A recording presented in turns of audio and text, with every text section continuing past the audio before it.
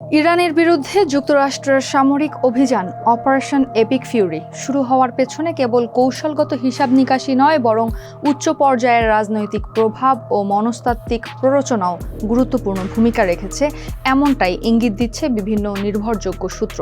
বিশেষ করে ইসরায়েলের প্রধানমন্ত্রী বেনিয়ামিন নেতানিয়াহুর প্ররোচনা এক্ষেত্রে উল্লেখযোগ্য বলে মনে করা হচ্ছে।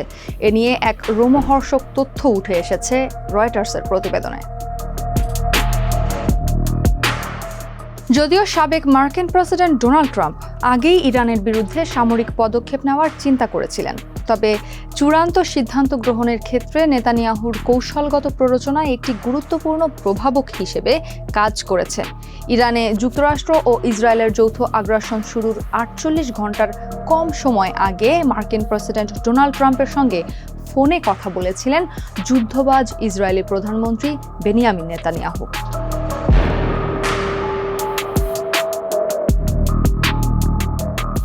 ট্রাম্পকে প্রভাবিত করতে নেতানিয়াহু যে কৌশলটি সবচেয়ে কার্যকরভাবে ব্যবহার করেন তা ছিল ব্যক্তিগত নিরাপত্তা ও প্রতিশোধের বিষয়টি সামনে আনা।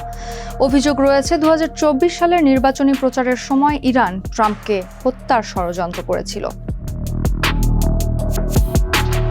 এই প্রেক্ষাপটে নেতানিয়াহু ট্রাম্পকে স্মরণ করিয়ে দেন ইরানের শীর্ষ সামরিক কর্মকর্তা কাশেম সোলাইমানিকে হত্যার পর থেকেই তেহরান প্রতিশোধ নিতে তাকে লক্ষ্যবস্তুতে পরিণত করে। তিনি যুক্তি দেন, ইরানের সর্বোচ্চ নেতা আলী খামেনিকে হত্যা করা হলে সেটিই হবে সেই অপমানের চূড়ান্ত জবাব।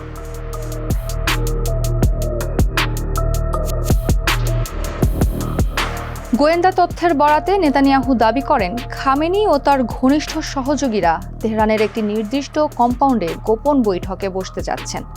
তিনি এটিকে একটি সম্ভাব্য ডিক্যাপিটেশন স্ট্রাইক অর্থাৎ শীর্ষ নেতৃত্বকে একযোগে নির্মূল করার বিরল সুযোগ হিসেবে তুলে ধরেন।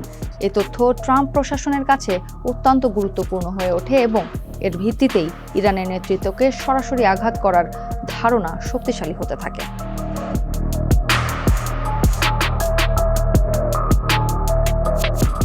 নেতানিয়াহু কেবল সামরিক যুক্তি দেননি, বরং রাজনৈতিক ও ঐতিহাসিক গুরুত্বের দিকটিও সামনে আনেন।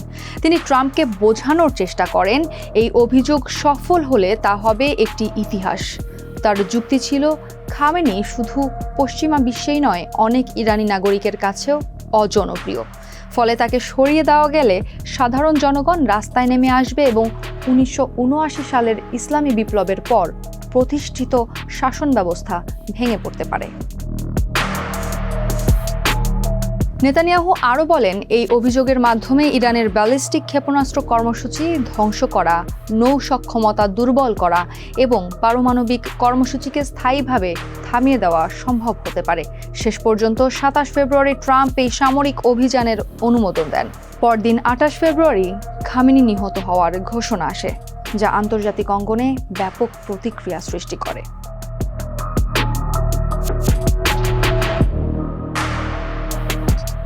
তবে সম্প্রতি এক সংবাদ সম্মেলনে নেতানিয়াহু এমন দাবিকে ভুয়া খবর বলে উড়িয়ে দেন।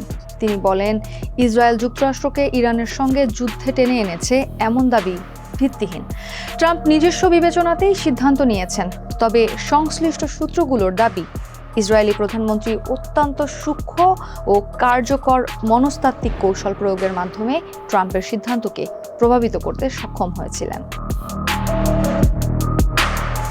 অভ্যন্তরীণ স্পর্শকাতর বিষয় হওয়ার নাম প্রকাশ না করার শর্তে দুই নেতার ঘনিষ্ঠ কর্মকর্তা ও সংশ্লিষ্ট ব্যক্তিরা রয়টার্সকে জানিয়েছেন, নেতানিয়াহু ট্রাম্পকে যুদ্ধে যেতে বাধ্য করেছেন এমন কোনো ইঙ্গিত পাওয়া যায়নি।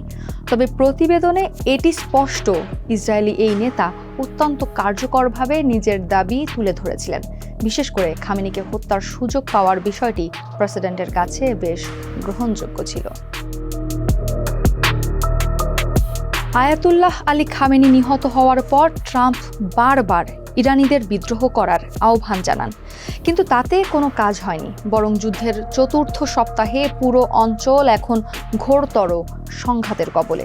এর মধ্যেই ইরানের রেভলিউশনারি গার্ডের সদস্যদের দেশটির রাস্তায় টহল দিতে দেখা যাচ্ছে। অন্যদিকে প্রাণ বাঁচাতে লাখ লাখ ইরানি নাগরিক এখনও নিজেদের ঘরেই অবস্থান করছেন।